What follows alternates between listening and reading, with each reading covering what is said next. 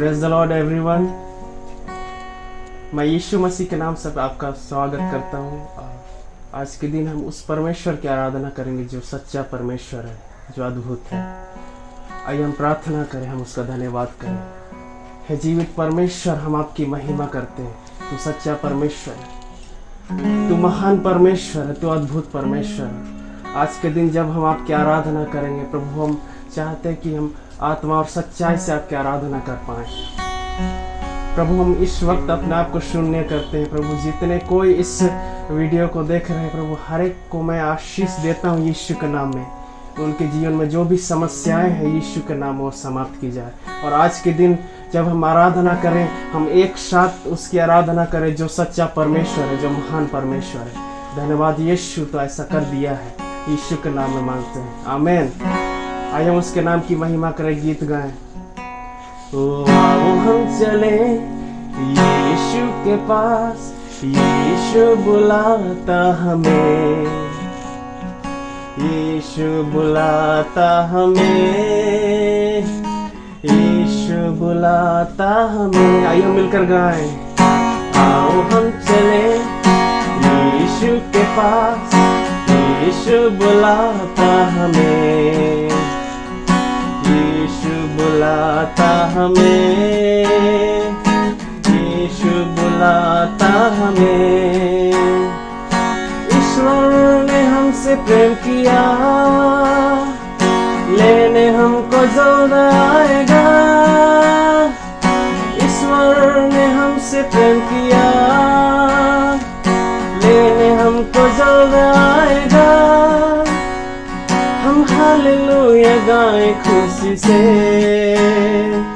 स्वर्ग को हमें ले जाएगा। हम हालेलुया गाएं खुशी से, स्वर्ग को हमें ले जाएगा। आओ हम चले यीशु के पास, यीशु बुलाता हमें, यीशु बुलाता हमें, यीशु बुलाता हमें।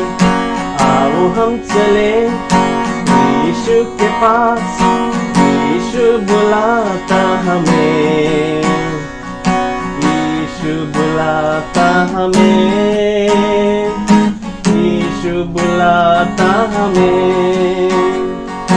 हम हैं चिराग यीशु के, रोशन करेंगे जहां। हम हैं चिराग यीशु के, रोशन करेंगे जहां। वरद ऐसा तू है पिता, कर सके प्रकाश हर जगह। वरद ऐसा तू है पिता, कर सके प्रकाश हर जगह। आओ हम चले यीशु के पास, यीशु बुलाता हमें, यीशु बुलाता हमें, यीशु बुलाता हमें। आओ हम चले यीशु के पास, यीशु बुलाता हमें, यीशु बुलाता हमें, यीशु बुलाता हमें। वो सच्चा परमेश्वर, तेरा धन्यवाद। वो सच्चा परमेश्वर है। आइए हम उसके नाम की महिमा करें, आइए हम उसके नाम को ऊंचा उठाएं, हम उसे धन्यवाद करें। वो सच्चा परमेश्वर, तेरा धन्यवाद हो प्रभु। हम तुझे शुक्रिया कहते हैं प्रभु, हम तुझे शुक्रिया करते हैं प्रभु। ये सारी दुनिया तेरी है प्रभु, सब कुछ तूने बनाया प्रभु। सारी दुनिया तेरी है, सब कुछ तूने रचाया है। सारी दुनिया तेरी है, सब कुछ तूने रचाया है। मुझको भी तूने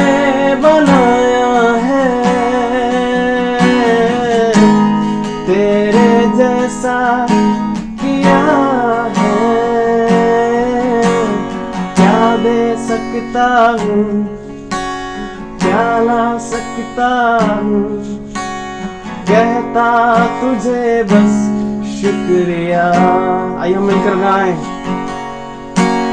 क्या दे सकता हूँ, क्या ला सकता हूँ, कहता तुझे बस शुक्रिया, शुक्रिया, शुक्रिया, शुक्रिया तेरा, शुक्रिया, शुक्रिया, शुक्रिया यीशु तेरा। प्रभु तेरा धन्यवाद, प्रभु तेरा धन्यवाद, प्रभु तेरा धन्यवाद, तेरी स्तुति। तो आसमान को बीतते से नापने वाला परमेश्वर है। प्रभु आपका धन्यवाद, तू हमें चंगा रखता है। प्रभु अपने डरवैयों को तू भली आशीषें देता है। आपका धन्यवाद करते हैं। वो सच्चा परमेश्वर, तेरा धन्यवाद। प्रभु हम आपको सारी महिमा देते हैं। आज के दिन हम आपकी आराधना करते हैं। धन्यवाद प्रभु, और ये प्रार्थना में यीशु के नाम में मांगते हैं, आमीन। Praise the Lord. एक बार फिर से हम हार्वेस्ट टीम की ओर से आप सभी का स्वागत करते हैं। हमारे परमेश्वर का धन्यवाद हो, क्योंकि उसका अनुग्रह हम पर दिनों दिन बढ़ता जाता है। उसने अपने वचन में कहा है कि वो हम पर करुणा करता रहता है और वो न कभी हमें छोड़ेगा न कभी हमें त्यागेगा। उसकी करुणा प्रति भोर को नई होती जाती है। उसने हमारे जीवन को संभाला, उसमें उसने बहुत सारी आशीषों को दिया है और हमारे हृदय को कृतज्ञता से भरा है कि हम उसकी महिमा करें, उसका धन्यवाद करें। आइए हम उसका धन्यवाद करें। पिता, हम आपका धन्यवाद करते हैं आपके बड़े अनुग्रह के लिए, जिसके तहत तूने यीशु मसीह में हमें चुना ताकि हम उन अद्भुत आशीषों को प्राप्त करें जिनको तूने जगत की उत्पत्ति से पहले हमारे लिए नियुक्त किया था। पिता, हम तेरी स्तुति करते हैं, हम तेरा धन्यवाद करते हैं और हम तेरे दानों के लिए तेरी महिमा करते हैं और हम चाहते हैं कि इस जीवन को हम पूरी कृतज्ञता के साथ बिता सकें। पिता, आज के वचन को सीखने के लिए हमारी सहायता कीजिए। पवित्र आत्मा के द्वारा हमारी मदद कीजिए। हर एक प्रियों की मदद कीजिए कि हम उस वचन को सीख पाएं, सही ढंग से समझ पाएं और हमारे जीवन उसके द्वारा एक नई दिशा को प्राप्त करें। आपकी सहायता हमारे साथ बनी रहने पाए, यीशु मसीह के सामर्थ्य नाम में, आमीन। प्रिय मित्रों, हम लोग पिछले कई समय से इस बात को परमेश्वर के वचन में से देख रहे हैं कि परमेश्वर ने उन लोगों को जो यीशु मसीह में चुने गए हैं बहुत प्रकार की आशीषों से भर दिया है। उसने हमारी पूरी पहचान को बदल दिया है। जब हम यीशु मसीह पर विश्वास नहीं करते थे, उसके पहले हमारी पहचान कुछ और थी। हम इस संसार के सदस्य थे, इस संसार के लोग थे और यहीं के थे। हमारी पहचान यहीं पर सीमित थी, यहीं पर मिट जाने वाली थी। लेकिन जब हम यीशु मसीह में आ गए, उसने हमारी पहचान को पूरी तरह से बदल दिया है। हालेलुया। और ये जो बदली हुई पहचान है, ये दरअसल मुफ्त में नहीं है। ये दरअसल इसलिए नहीं है कि परमेश्वर ने सोचा कि चलो मैं इनकी पहचान को बदल दूं, लेकिन इसके पीछे यीशु मसीह ने भारी कीमत चुकाई है। क्योंकि जो हमारी पुरानी पहचान थी, उससे नई पहचान में आने के लिए किसी को कीमत अदा करनी थी।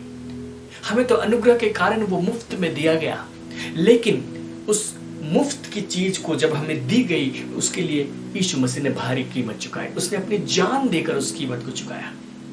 उसने पुनरुत्थान के द्वारा उस कीमत को चुकाया। उसने स्वर्ग पर बैठकर उस कीमत को चुकाया। और आज हम लोग उन अद्भुत आशीषों के वारिस हो गए जिससे संसार वंचित है, जिससे पुराने नियम के भविष्यवक्ता इंतजार कर रहे थे।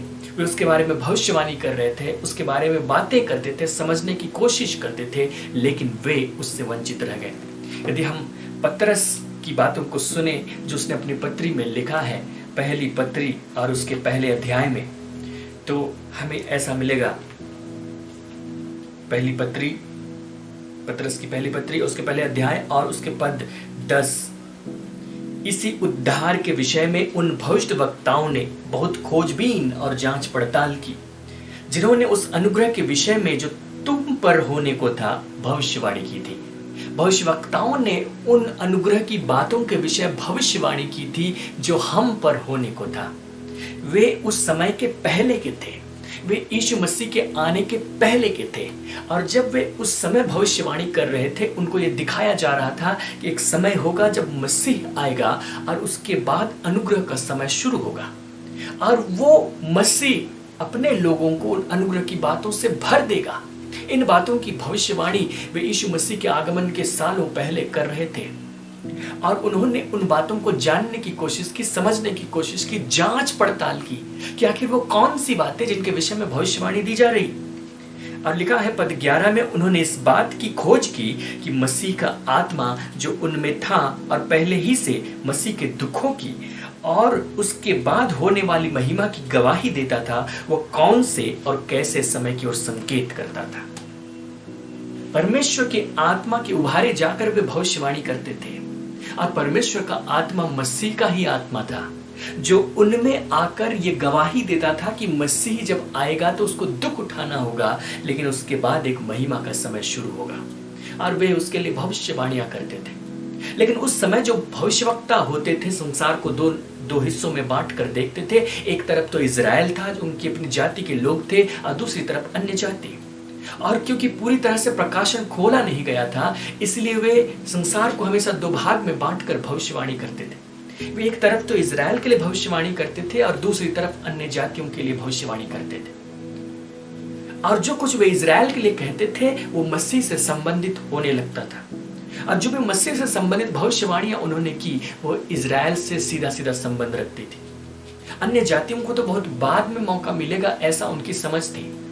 लेकिन परमेश्वर की जो योजना थी उसको वे पूरी तरह से नहीं समझ पा रहे थे, क्योंकि वो सुदूर भविष्य की योजना थी, और परमेश्वर उनको एक ही बार में सारी बातें नहीं बताता था, थोड़ा थोड़ा करके वह उनसे बातें करता था। सो थोड़ा सा प्रकाशन उनको मिला, थोड़ी सी भविष्यवाणी उनको मिली, वे उसको समझने की कोशिश करते थे, वे उसको जानने की कोशिश करते थे, और ये समझते थे कि ये भविष्यवाणियां परमेश्वर के लोगों पर पूरी होंगी, मसीह पर पूरी होंगी, और उसी को आलोक में लेकर वे भविष्यवाणी करते थे। ऐसी बहुत सारी भविष्यवाणियां बाइबल में दी गई हैं जो मूल रूप से इजराइल के लिए की गई, लेकिन बाद में वो कलीसिया के लिए हो गई। हम ऐसी ही एक भविष्यवाणी के विषय में आज बातें करें। मैं आपको ये बता दूं, इजराइल और जो कलीसिया है दोनों अलग अलग हैं। इजराइल परमेश्वर की चुनी हुई जाति है, वो जातिगत रूप से चुनी गई, अर्थात जो याकूब के वंश में से आए थे उनको इजराइल कहा गया, और जो उसके शारीरिक वंशज थे, चाहे वे कैसे भी हों, वे इजरायली होंगे और उनके लिए परमेश्वर की योजना आएगी। और जो कलीसिया है वो याकूब के वंशजों की बात नहीं है, उसमें तो गैर याकूब के वंशज भी शामिल हैं, गैर यहूदी भी शामिल हैं, गैर इजरायली शामिल हैं। और इसलिए ये जो कलीसिया है वो इजराइल के बदले में नहीं है, उसने इजराइल को स्थान को नहीं लिया, लेकिन उस कलीसिया ने इजराइल पर पड़ने वाली आशीषों को प्राप्त किया। क्योंकि परमेश्वर का वचन इस प्रकार बताता है कि जब उसने अब्राहम को चुना और उसने भविष्यवाणियां करना शुरू किया, या उसने जो योजना प्रकट करना शुरू किया, वो इस प्रकार से कि मानो एक जैतून का वृक्ष है जिसकी जड़ों वाले हिस्से में अब्राहम है, और जो पुराने पूर्वज थे उनके वे हैं, और जो इजराइल है वो उनकी डालियों में से, जैतून की डालियां। लेकिन एक समय ऐसा आया जब यीशु मसीह को उसने इस संसार में भेजा, और यीशु मसीह को भेजने के बाद जो नियम और शर्त थे उसको परमेश्वर ने बदल दिया। उसके पहले उसकी शर्त थी कि जो कोई व्यक्ति व्यवस्था का पालन करेगा, व्यवस्था में लिखी हुई बातों के अनुसार करेगा, उनको मैं आशीषित करूंगा, वो मेरा गिना जाएगा, लेकिन जो उनका पालन नहीं करेगा मैं उनको दंड दूंगा। लेकिन यीशु मसीह के आते ही शर्त बदल गई। यीशु मसीह ने विश्वास करना सिखाया, और जो सुसमाचार है वो विश्वास का सुसमाचार है। जब प्रचार किया जाता है तो कहा जाता है तुम विश्वास करो। यीशु मसीह के आगमन के साथ विश्वास का आगमन हुआ, लेकिन उस विश्वास के आगमन में बहुत सारे ऐसे इजरायली हुए जो खरे नहीं पाए गए, क्योंकि जब वहां पर सुसमाचार उनके सामने भेजा गया, सुसमाचार की बातें उनको सुनाई गई, उन्होंने उस सुसमाचार को इनकार कर दिया, उन्होंने उस पर विश्वास नहीं किया, उन्होंने उस पर भरोसा नहीं किया, वे अविश्वासी कहलाए। लेकिन उसी जगह जब अन्य जातियों को सुसमाचार सुनाया गया तो उन्होंने सुसमाचार पर विश्वास किया, यीशु पर विश्वास किया, यीशु के लोग हो गए। तो परमेश्वर का वचन कहता है कि जो जैतून का वृक्ष था उसकी स्थिति इस प्रकार हो गई कि जो डालियां थी, पहले तो वे इजराइल के लोग थे यीशु मसीह के आगमन से पहले, लेकिन जब यीशु मसीह आ गया तो जो जो अविश्वासी थे उनको वहां से तोड़कर हटा दिया गया। इजराइल को तोड़कर हटा दिया गया, उनके उन लोगों को तोड़कर हटा दिया गया जो उन डालियों में थे, डालियों के रूप में थे, और उसकी जगह पर उन लोगों को जोड़ दिया गया जो अन्य जाति में से थे, जो उस वृक्ष का हिस्सा कभी नहीं थे। उनको वहां पर जोड़ दिया गया ताकि वे उस वृक्ष में जो आशीषें हैं उसके भागीदार हो जाए, उस वृक्ष की चिकनाई के भागीदार हो जाए। इजरायली क्यों हटा दिया गया? क्योंकि उन्होंने अविश्वास किया। जितने भी इजरायलियों ने विश्वास किया वे उस वृक्ष की डाली के हिस्से बने रहे, लेकिन जो अन्य जाति उस वृक्ष में कभी भी हिस्सेदार नहीं थे, वे हिस्सेदार बन गए। उन्होंने उस जगह को धारण किया जहां कभी इजरायलियों का स्थान हुआ करता था। रोमियो की पत्री इस बात को बताता है, हम इसको पढ़कर देख सकते हैं। रोमियो की पत्री और उसके अध्याय 11 और उसके पद 17 से मैं आगे पढ़ता हूं। पर यदि कुछ डालियां तोड़ दी गई और तू जंगली जैतून होकर उनमें साटा गया और जैतून की जड़ की चिकनाई का भागी हुआ है। देखिए, कुछ संदर्भ चल रहा था, उसके साथ में ये बातें लिखी गई, लेकिन अन्य जातियों को संबोधित करके बातें हो रही हैं, और वो ये है कि यदि कुछ डालियां तोड़ दी गई, उस जैतून के वृक्ष की कुछ डालियां तोड़ दी गई, अर्थात इजराइल में से कुछ लोग हटा दिए गए, और तू जंगली जैतून होकर उनमें साटा गया, तो अन्य जातियों में से था, तू भी किसी प्रकार का जैतून था, लेकिन वो जंगली जैतून था। तू वहां से तोड़कर इसमें मिलाया गया, कलम लगाया गया। You are grafted into this olive tree of God. तू जंगली जैतून होकर उनमें साटा गया और जैतून की जड़ की चिकनाई का भागी हुआ है। और क्योंकि तुम पहले जंगली जैतून में से थे, उसमें से कुछ ऐसा नहीं था जिसमें जैतून के तेल उसमें आ सके, लेकिन ये जो जैतून का वृक्ष है जिसके विषय परमेश्वर बातें कर रहा है, उसमें चिकनाई की कमी नहीं है, और तू उस चिकनाई का भागी हुआ। तो डालियों पर घमंड न करना, और यदि तू घमंड करे तो जान रख कि तू जड़ को नहीं परंतु जड़ तुझे संभालती है। फिर तू कहेगा डालियां इसलिए तोड़ी गई कि मैं साटा जाऊं। ठीक है, वे तो अविश्वास के कारण तोड़ी गई, परंतु तू विश्वास से बना रहता है, इसलिए अभिमानी न हो परंतु भयमान, क्योंकि जब परमेश्वर ने स्वाभाविक डालियों को न छोड़ा तो तुझे भी न छोड़ेगा। इसलिए परमेश्वर की कृपा और कड़ाई को देख, जो गिर गए उन पर कड़ाई परंतु तुझ पर कृपा, यदि तू उसमें बना रहे, नहीं तो तू भी काट डाला जाएगा। वे भी यदि अविश्वास में न रहे तो साटे जाएंगे, क्योंकि परमेश्वर उन्हें फिर साट सकता है। क्योंकि यदि तू उस जैतून से जो स्वभाव से जंगली है काटा गया और स्वभाव के विरुद्ध अच्छे जैतून में साटा गया, तो ये स्वाभाविक डालियां अपने ही जैतून में क्यों न साटी जाएंगी। एक बार भी इजरायलियों या अन्य जातियों का नाम यहाँ नहीं लिया गया, लेकिन जो संदर्भ चल रहा है अध्याय 11 में, आप उसको पढ़ेंगे तो आप समझ जाएंगे कि जिस वृक्ष के विषय में बातें की जा रही है उसकी जड़ में अब्राहम है, उसकी डालियों में इजराइल है, और जो जंगली जैतून है वो अन्य जाति है जो वहां से तोड़कर इसमें मिलाए जा रहे हैं जो अच्छी जैतून है। और वो क्यों मिलाए जा रहे हैं, क्यों कलम लगाकर उनको साटा जा रहा है? वो इसलिए क्योंकि उन्होंने यीशु पर विश्वास किया। और यहाँ की डालियों को तोड़कर हटा दिया जा रहा है, क्यों? क्योंकि यहाँ के इजरायलियों ने अविश्वास किया, उन्होंने मसीह को नकार दिया। तो परमेश्वर की जो योजना थी वो ऐसी है कि वो जितनी भी भविष्यवाणियां आ रही थी उसी वृक्ष के लिए आ रही थी, उसी समुदाय के लिए आ रही थी, लेकिन उस समुदाय से कुछ लोगों को हटा दिया गया, उस आशीषों से कुछ लोगों को वंचित कर दिया गया क्योंकि उन्होंने यीशु मसीह का इनकार किया। लेकिन अन्य जातियों को, हम लोगों को जिन्होंने यीशु मसीह पर विश्वास किया, उन आशीषों में शामिल किया गया, हम उसमें मिला दिए गए। तो हम जब कलीसिया के लोग हैं, हमने इजराइल के स्थान को नहीं लिया कि इजराइल अब चला गया, उसका कोई स्थान नहीं है, उस जाति के रूप में परमेश्वर उसके साथ डील नहीं करा, नहीं। लेकिन हम कलीसिया के रूप में जब हैं तो हम इजराइल को दी गई उन आशीषों के हकदार भी हैं। इफिसियों की पत्री भी इस बात के विषय में लिखती है। यदि इफिसियों की पत्री में देखें 2 अध्याय और उसके पद 11 से, इस कारण स्मरण करो कि तुम जो शारीरिक रीति से अन्य जाति हो और जो लोग शरीर में हाथ के किए हुए खतने से खतना वाले कहलाते हैं, वे तुमको खतना रहित कहते हैं। तुम लोग उस समय, अन्य जातियों से बातें कर रहा है जब वे यीशु पर विश्वास कर चुके हैं, और उनको याद दिला रहा है उस समय के विषय जब उन्होंने यीशु मसीह पर विश्वास नहीं किया था, और उस समय उनकी स्थिति कैसी थी। तुम लोग उस समय मसीह से अलग और इज़राइल की प्रजा के पद से अलग किए हुए और प्रतिज्ञा की वाचाओं के भागी न थे और आशाहीन और जगत में ईश्वर रहित थे। ये हमारी स्थिति थी। हम प्रतिज्ञा की वाचाओं के भागी नहीं थे। पर अब मसीह यीशु में तुम जो पहले दूर थे, मसीह के लहू के द्वारा निकट हो गए हो। अब हम निकट आ गए हैं। और पद 19 में लिखता है, इसलिए तुम अब विदेशी और मुसाफिर नहीं रहे, परंतु पवित्र लोगों के संगी, स्वदेशी और परमेश्वर के घराने के हो गए, और प्रेरितों और भविष्यवक्ताओं की नींव पर, जिसके कोने का पत्थर मसीह यीशु स्वयं ही है, बनाए गए हो। प्रेरितों और भविष्यवक्ताओं की नींव पर बनाए गए हो। अब हम दूर नहीं रहे। अब हम उस समुदाय के हिस्सेदार हैं जो प्रतिज्ञा की वाचाओं के भागी हैं। परमेश्वर ने जो प्रतिज्ञाएं की थी, जो भविष्यवाणियां उस समुदाय के लिए दी जा रही थी, आज हम उसके हिस्सेदार हैं। जो पुराने नियम में ऐसी कई सारी भविष्यवाणियां हैं जो आशीषों से परिपूर्ण हैं, ऐसी प्रतिज्ञाएं हैं जो आशीषों से परिपूर्ण हैं। आज हम कलीसिया के लोग उनसे संबंध रखते हैं, हम उनके हिस्सेदार हैं। हालेलुया।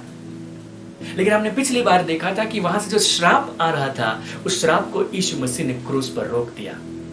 जो व्यवस्था का श्राप था वो यीशु मसीह के कारण हम तक नहीं पहुंचा।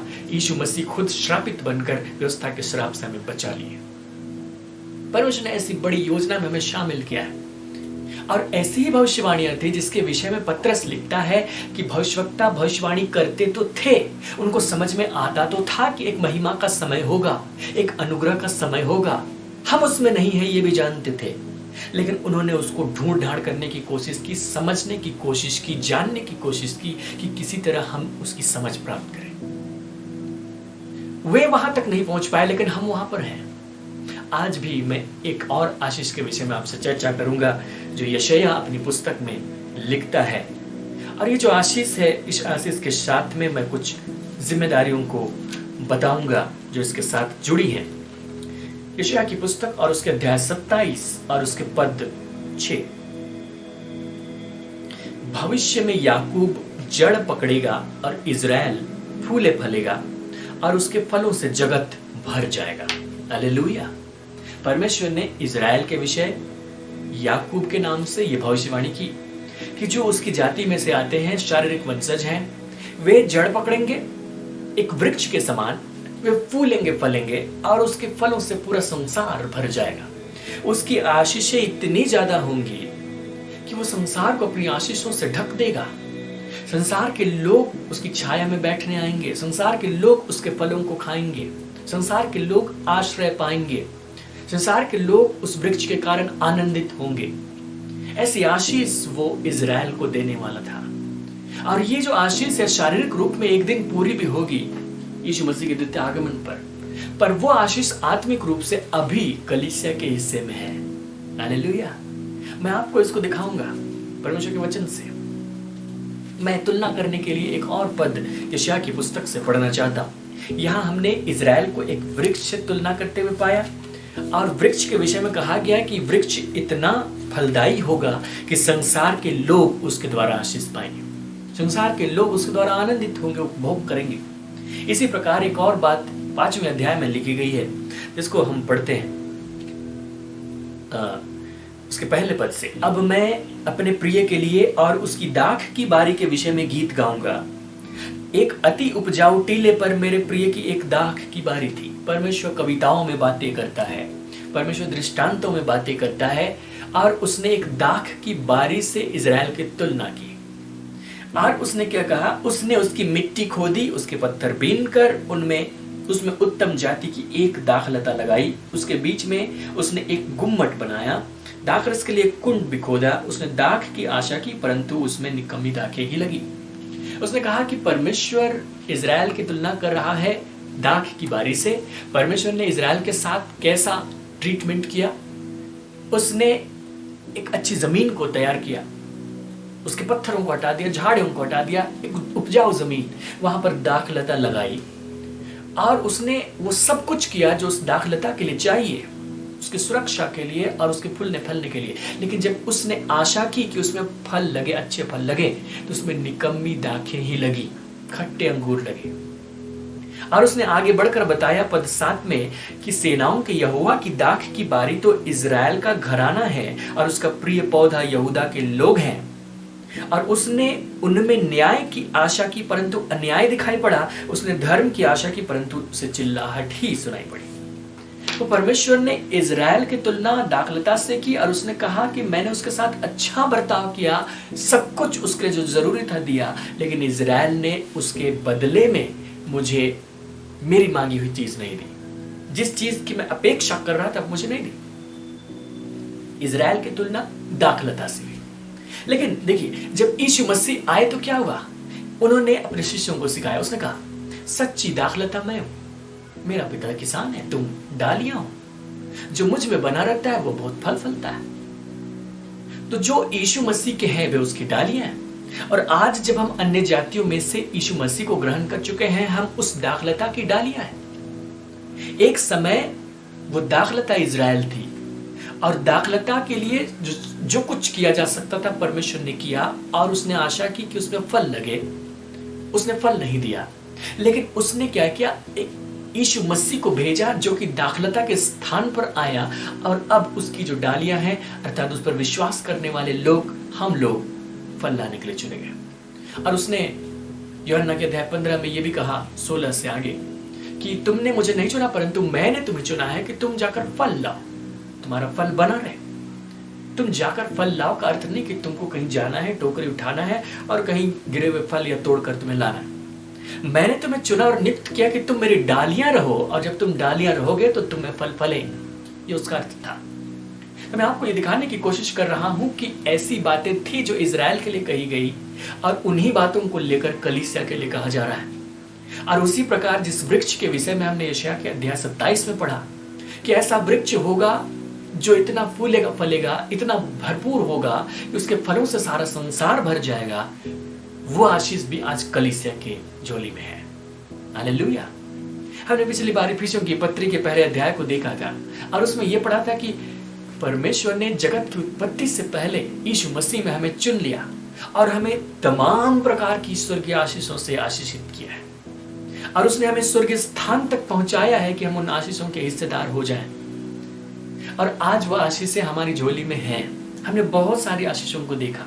आज फिर से इस बात को देखते हैं। हमने वृक्ष की आशीष को के विषय में बातें की, हम वृक्ष की आशीष के विषय में नए नियम से पढ़ेंगे।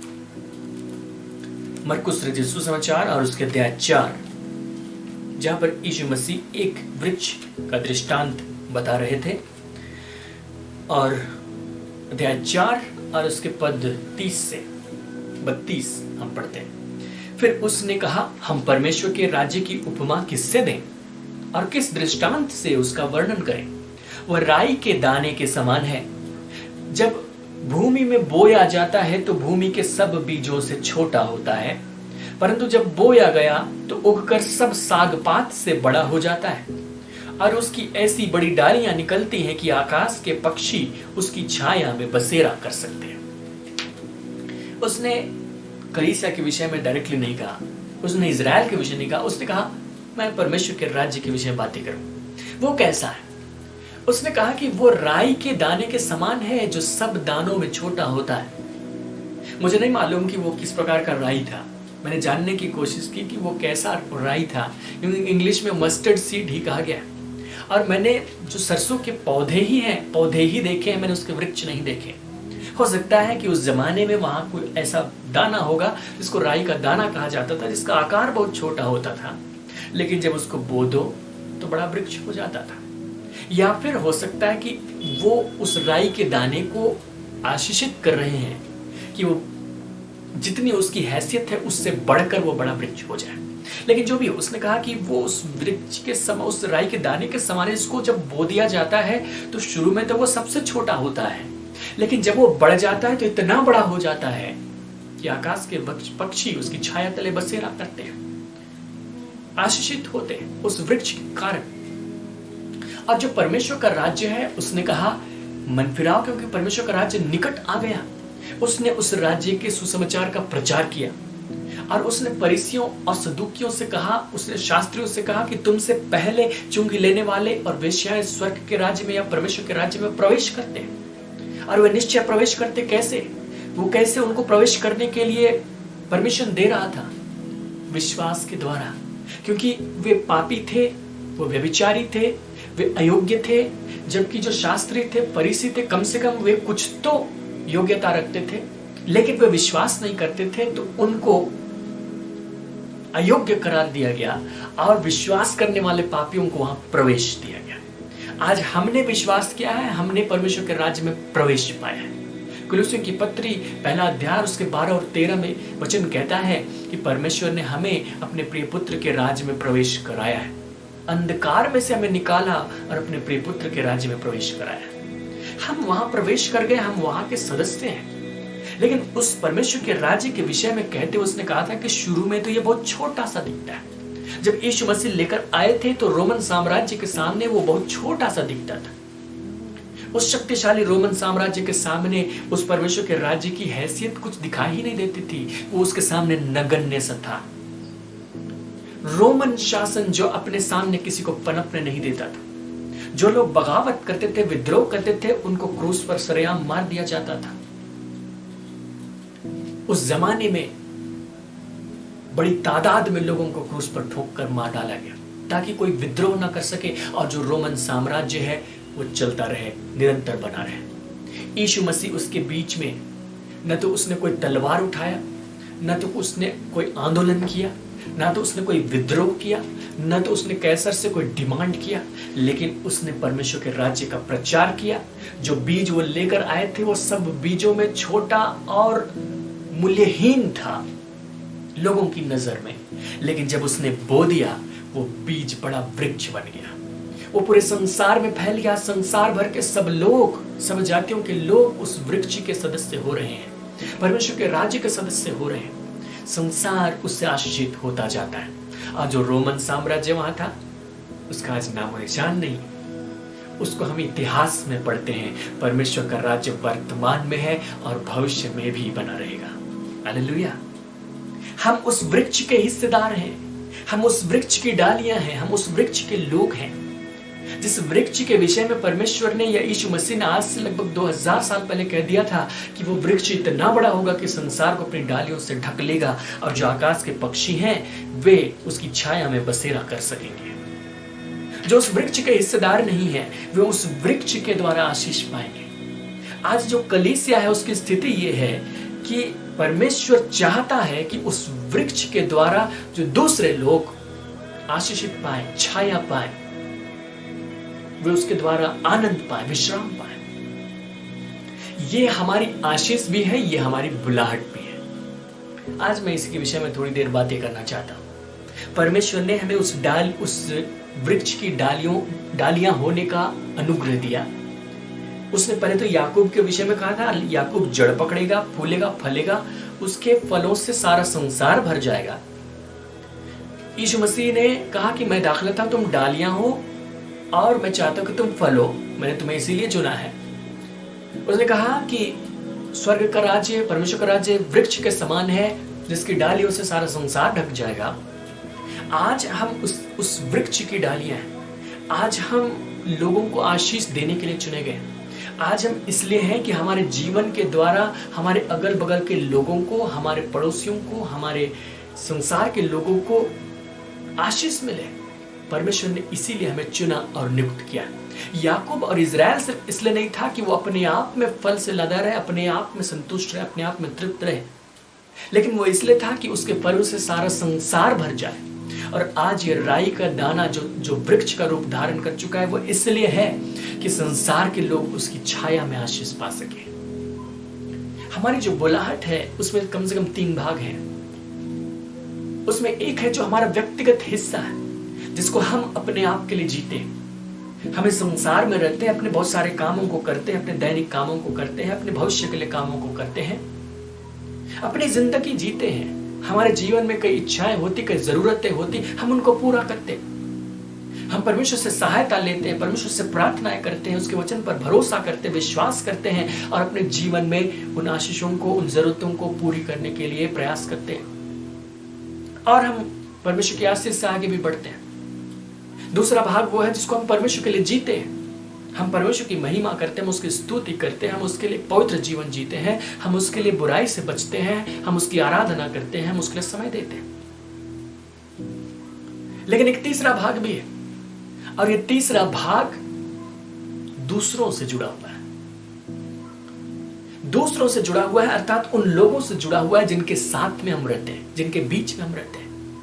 कि हमारा जीवन सिर्फ अपने आप को जीने के लिए नहीं है, सिर्फ इसलिए नहीं है कि अपने आप को जिए और परमेश्वर को देखें और उसकी खुशी के लिए जी सकें, लेकिन इसलिए भी है कि हम परमेश्वर की सहायता से हम औरों के लिए आशीष के कारण बने, औरों के लिए हम फलदायी हो सके, औरों के लिए हम जीवनदायक हो सके, छायादार हो सके।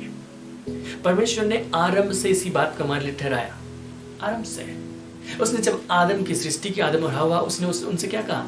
उसने कहा फूलो फलो और इस धरती में भर जाओ और जो कुछ यहाँ पर है उसको अपने वश में कर लो। फूलो फलो, फूलने फलने की जो आशीष थी उस समय तो संतान के रूप में थी, क्योंकि तुम 2 ही लोग हो तो तुम्हें फूलना फलना और इतना ज्यादा कि पूरे संसार को अपने कब्जे में कर लो। आज पूरा संसार मनुष्य की आबादी से भरी गया। उसने नूह को भी यही आशीष दी और उसके बाद उसने इजराइल के बारे में कहा कि वो जड़ पकड़ेगा और फूलेगा फलेगा और इतना ज्यादा कि संसार उसके फलों से भर जाएगा।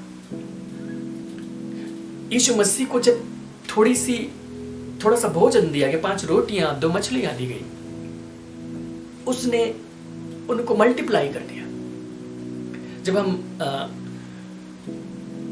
केजेबी पढ़ते हैं, जब उसने आदम और हवा को आशीष दी, उसने कहा कि फूलो फलो और धरती में भर जाओ। उसने उनसे कहा कि be fruitful and multiply and replenish the earth. Multiply, उसने एक शब्द इस्तेमाल किया। उसने बहुगुणित होने की आशीष दी। जितना तुम्हारे पास है उतना ही काफी नहीं। तुम्हें संसार में चारों तरफ कब्जा करना है ताकि ये सारा संसार आशीषित हो जाए, तुम्हारे कदम चारों तरफ पड़ जाए, तुम हर जगह नहीं जा सकते हो, लेकिन तुम्हारे संतान इतने हो कि वे हर जगह चले जाएं और ये धरती उनसे भर जाए।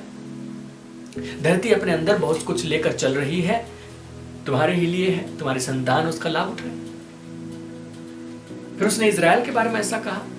फिर अब हमारे लिए ये है, इसने यीशु मसीह के द्वारा ऐसे उसको थोड़ी सी वस्तुएं दे दी, 5 रोटी 2 मछली, और उसने उनको इतना मल्टीप्लाई कर दिया कि उससे हजारों की संख्या में लोगों ने भोजन कर लिया। आज वो मल्टीप्लाई होने की आशीष हमारे साथ में है कि हम इस प्रकार से अपनी आशीषों, अपने जीवन के द्वारा आशीषों को प्रकट करें कि हमारे द्वारा लोग आशीषित होने पाए। हमारे लिए परमेश्वर ने एक बुलाहट को दी, वो इसलिए कि न सिर्फ हम अपने जीवन को अपने लिए जिए, परमेश्वर के लिए जिए, लेकिन जो हमारा जीवन है वो जीवन दूसरों के लिए भी आशीष का कारण ठहरने पाए।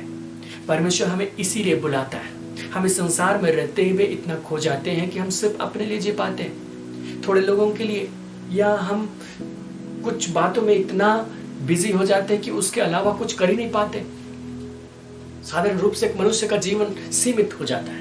वो पैदा होता है, स्कूल जाता है, पढ़ता लिखता है, नौकरी करता है, शादी करता है, बच्चे होते हैं, फिर उनका पालन पोषण करता है, फिर एक दिन मर जाता है, उसकी जिंदगी समाप्त हो जाती है। परमेश्वर ने जब यीशु मसीह में हमें बुलाया तो सिर्फ इतना के लिए नहीं बुलाया,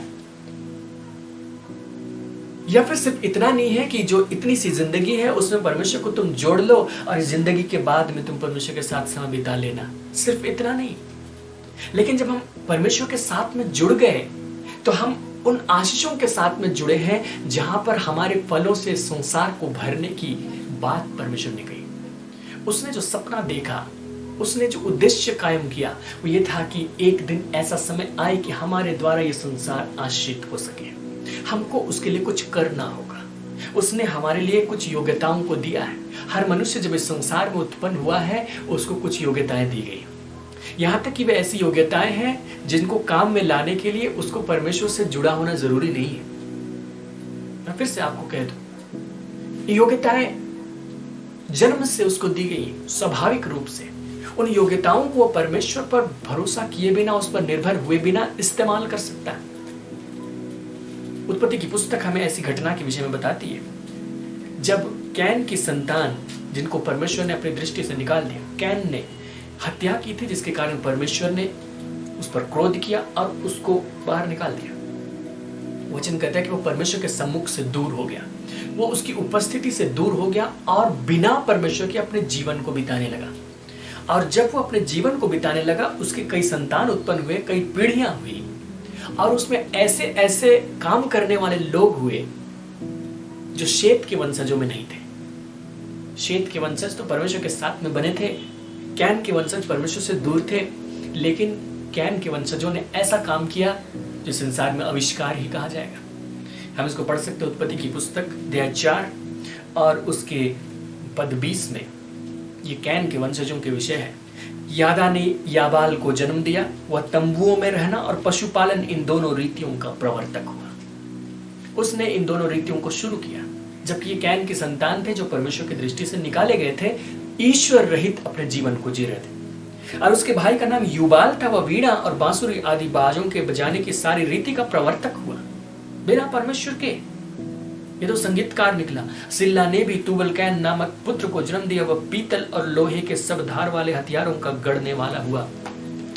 ये सब काम उन्होंने किए बिना परमेश्वर की मदद लिए हुए, या उस पर भरोसा किए हुए, या उससे प्रार्थना किए हुए, उससे दूर रहकर।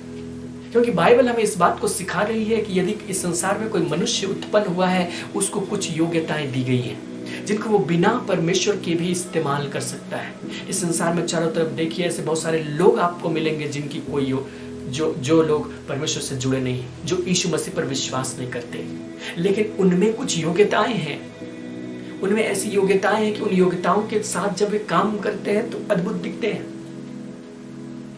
वे नए आविष्कार करते हैं, बड़ी बड़ी खोज करते हैं, बहुत प्रकार की चीजें करते हैं परमेश्वर से दूर होने के बावजूद। लेकिन मैं आपको ये कहना चाहता हूं कि जब हम परमेश्वर के लोग हैं तो ऐसा नहीं है कि हम योग्यता से रहित हैं। हम में भी वो इनबोर्न योग्यताएं हैं, इनबिल्ट योग्यताएं हैं जो हमारे जन्म के साथ में हमारे साथ जुड़ी हैं। हम उन योग्यताओं को परमेश्वर के साथ मिलकर काम में ला सकते हैं, और यदि वे बिना परमेश्वर के उससे काम में ला सकते हैं जिससे दूसरों को फायदा होता है, तो हम परमेश्वर की सहायता से उससे बढ़कर अपनी योग्यताओं को इस्तेमाल कर सकते हैं जिससे लोगों को फायदा हो। हमारी योग्यताओं को हम परमेश्वर की सहायता से इस प्रकार इस्तेमाल कर सकते हैं कि उसके द्वारा संसार आशीषित होने पाए। हम सिर्फ अपने लिए जीने के लिए नहीं, हम सिर्फ इसलिए नहीं है कि हम कमाए खाएं, ऐशो आराम करें और मर जाएं। हम इसलिए भी हैं कि हमें जो दिया गया, हम उस दिए हुए चीज को, उन दिए हुए आशीषों को इस्तेमाल करें और उसके द्वारा लोगों के लिए आशीष का कारण बने। उन आशीषों को दूसरों तक पहुंचाएं ताकि लोग हमारे भले कामों को देखकर परमेश्वर की महिमा करें। कुछ आशीषें ऐसी होती, कुछ दान ऐसे होते हैं जो यीशु मसीह को ग्रहण करने के बाद दिए जाते हैं, अनुग्रह के दान दिए जाते हैं, जैसे पवित्र आत्मा के वरदान। और उसी प्रकार कई सारे दान जो हैं वो इसी के साथ यीशु मसीह को ग्रहण करने के बाद दिए जाते हैं। अब पिछले बहुत सारे वीडियो को यदि आप देखें, आपने देखा होगा, तो हमने इस बात को सुना कि यीशु मसीह को ग्रहण करने के द्वारा उसने बहुत सारी आशीषों को हमें दिया। हमें पवित्र किया, हमें धर्मी किया, हमें सिद्ध किया, हमें अपने संतान होने का अधिकार दिया, हमें बहुत सारी आशीषें दी। उन सारी आशीषों को पहले हम इस्तेमाल नहीं कर सकते थे, हम उनके हकदार नहीं थे, लेकिन यीशु के होने के साथ में हकदार हो। तो इस संसार के लोगों से यदि हम अपनी तुलना करें तो उनमें कुछ योग्यता है, बस उतना ही है, और हमारे साथ क्या है, हम में कुछ योग्यता है प्लस परमेश्वर के दिए हुए अनगिनत दान है, और परमेश्वर हमारे साथ है। तो जब इतना कुछ परमेश्वर ने हमें दिया है आशीषों को के तौर पर, तो सिर्फ इसलिए नहीं दिया है कि हम इन आशीषों को लेकर बहुत धन्यवादी हो जाए और खत्म, लेकिन इसलिए ताकि हम इन आशीषों को लेकर ऐसा कुछ करें, ऐसा कुछ प्रोडक्टिव हो जाए जिसके द्वारा हमारे लोग आशीषित हो। इसलिए अपने जीवन को झांक कर देखिए, आपके जीवन की दिशा क्या है, आप आगे बढ़कर क्या करना चाहते हैं, या अपने जीवन के लिए क्या सोचते हैं। क्या सिर्फ आप इतना सोचते हैं कि मैं किसी तरह अपने जीवन जी लूं और अंत में स्वर्ग पहुंच जाऊं? यदि आप इतना सोचते तो आप अधूरा जीवन जी रहे। और इसलिए आपको सोचना चाहिए कि परमेश्वर ने आपको किस लिए बुलाया, परमेश्वर ने आप में कौन सी योग्यता को दिया है, परमेश्वर ने आप में कौन से वरदानों को दिया है। परमेश्वर की बुलाहट आपके साथ में जुड़ी हुई है, और कुछ तो करना चाहिए। हम लोग करने के लिए बुलाए गए हैं।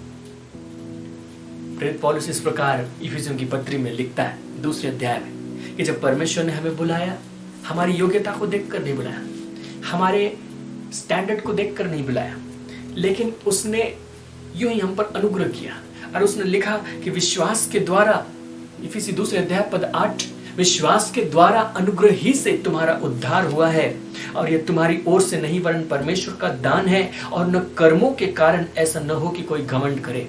जब उसने हमें बुलाया, विश्वास के द्वारा अनुग्रह ही से उसने हमें दिया, कर्मों के द्वारा नहीं दिया, लेकिन अब कर्मों की अपेक्षा करता है, क्योंकि हम उसके बनाए हुए हैं और मसीह यीशु में उन भले कामों के लिए सृजे गए हैं जिन्हें परमेश्वर ने पहले से हमारे करने के लिए तैयार किया। परमेश्वर ने जब हमें बुलाया तो हमारे करने के लिए पहले से कुछ बातों को तैयार किया, उन योजनाओं को तैयार किया। हमें उसमें शामिल होना चाहिए, हमें उसमें कदम रखना चाहिए, हमारे जीवन के द्वारा लोगों को लाभ पहुंचना चाहिए। वो लाभ किसी भी प्रकार का हो सकता है, वो लाभ भौतिक लाभ हो सकता है, वो लाभ शारीरिक हो सकता है, वो लाभ आत्मिक हो सकता है। जो भी हो, परमेश्वर ने प्रत्येक व्यक्ति के लिए अलग अलग योजनाओं को बनाकर रखा है। जिन बातों को हम सीख रहे हैं वो इसलिए सीख रहे हैं ताकि हम उसको इस्तेमाल करना सीख जाएं और परमेश्वर ने जिस काम के लिए हमें बुलाया है, नियुक्त किया है, हम उस काम को करें, हम फल लाएं, हमारे फलों से ये संसार भर जाए। इसलिए अपने जीवन को देखिए, उसकी दिशा को पहचानिए, आप किधर जा रहे हैं या आप क्या करने की सोचते हैं। बहुत सारे काम है जो आप अभी कर सकते हैं, बहुत सारे काम है जो अभी आप नहीं कर सकते। अभी जो संसार की स्थिति है, जिस प्रकार महामारी में, बहुत सारे काम हम लोग नहीं कर सकते, लेकिन ये मंथन करने का भी समय है कि जब हम इससे निकलेंगे तो हम कौन से काम करेंगे। ये तैयारी करने का भी समय है कि हम कुछ चीजों को बटोर लें, अपने साथ अपने लिए ले लें, ताकि हम उन चीजों के साथ में निकलें और इस संसार को आशीष दे सकें, अपने लोगों को आशीष दे सकें, अपने परिवार को, अपने पड़ोसियों को आशीष दे सकें, क्योंकि हम इसी के लिए चुने गए, ठहराए गए। और इन सब के लिए एक महत्वपूर्ण बात,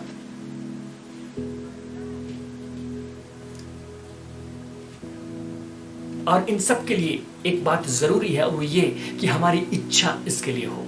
परमेश्वर जब इस संसार में काम करता है और काम में हमें शामिल करना चाहता है तो हमारी इच्छा के बिना शामिल नहीं करना चाहता। पहले तो हमें बुलाता है, हमारे अंदर में वो बोझ देता है। आप संसार को देखिए, कुछ बातें आपको खलेंगी, कुछ बातें आपको खटकेंगी। हो सकता है कि वही बातें हैं जहां पर आपकी बुलाहट है, जिसके विषय आपको कुछ करना चाहिए परमेश्वर की सहायता से, और आप वहीं पर अपनी बुलाहट पाएंगे। जिस बात के विषय में आप बोझ पाते हैं, जिस बात के विषय आपको बोझ नहीं है, वो आपकी बुलाहट नहीं। आप बस इतना कर रहे होंगे कि किसी और की कॉपी कर रहे होंगे, लेकिन आपकी बुलाहट आपके बोझ से संबंध रखती है। कोई तो चीज होगी जो आपको खटकती होगी, कोई तो अभाव है जो आपको महसूस होता होगा।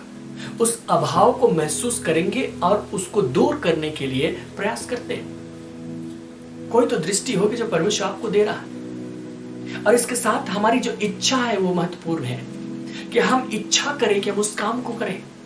हम करना चाहते हैं, हम अपने आप को देना चाहते हैं, हम इस्तेमाल होना चाहते हैं। जब तक ये बात हमारे अंदर से न आए तो परमेश्वर हमें इस्तेमाल नहीं करेगा।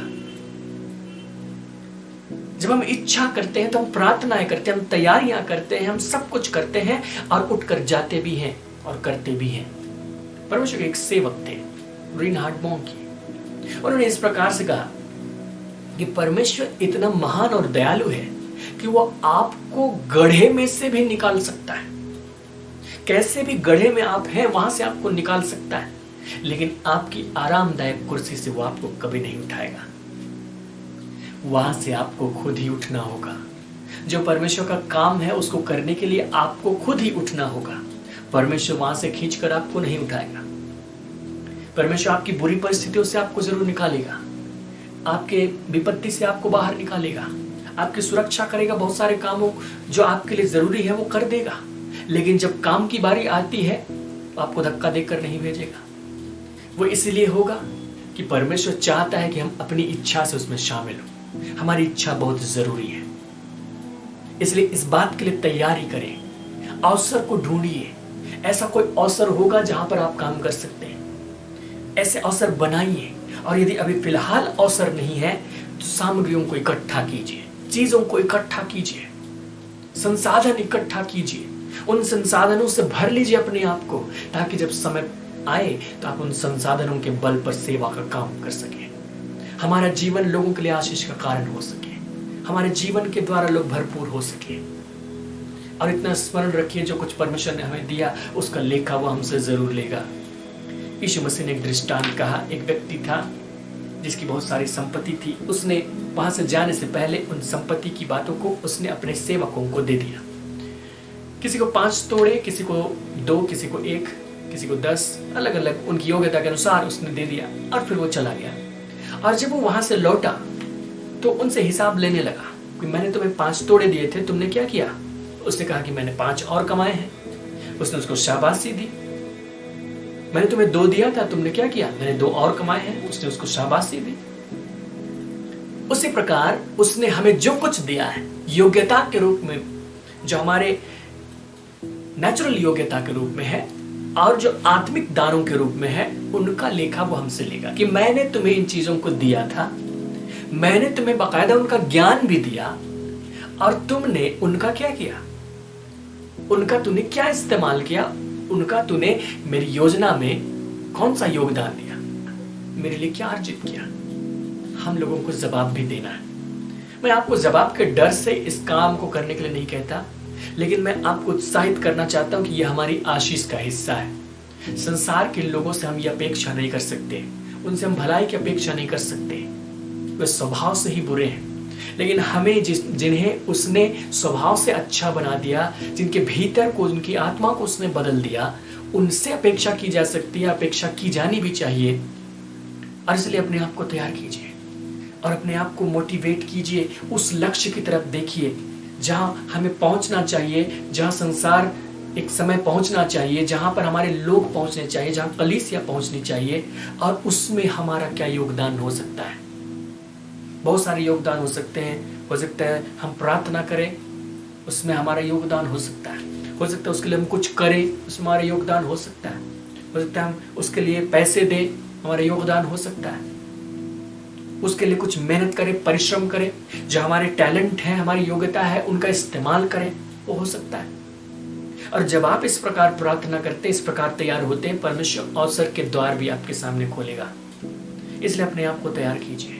हमारे फलों से ये संसार भरना चाहिए।